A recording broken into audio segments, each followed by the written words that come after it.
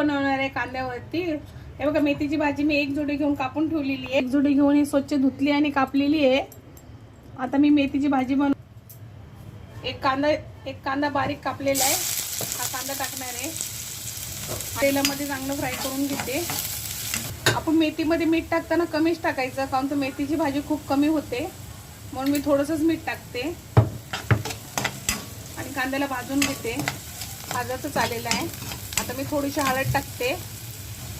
हे बघा अर्धा चम्मचच आहे, अर्धा चमच्याला पण कमीच आहे। थोडीशी हळद टाकते आणि हिरवी मिरची आहे मी अशी बारीक करून घेतलेली आहे, ते पण टाकते। भाजून झालेलं आहे।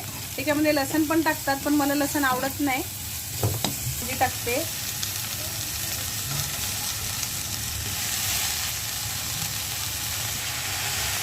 आता मी भाजीला मिक्स करून घेते। पाणी वगैरे काही टाकायचं नाही, त्यामध्ये टोमॅटो पण टाकत नाही। भाजी मिक्स करून झालेली आहे। आता मी याला झाकण ठेवते 5 मिनिटासाठी, लगेच भाजी होते ही स्लो गॅसवर। ते 2 मिनिटं झाले मी झाकून ठेवलं होतं। आता बघा भाजी झालेलीच आहे। आता मी याच्यामध्ये थोडंसं ना शेंगदाण्याचं कूट भाजून वाटलेले आहे, थोडेसे टाकते याच्यामध्ये।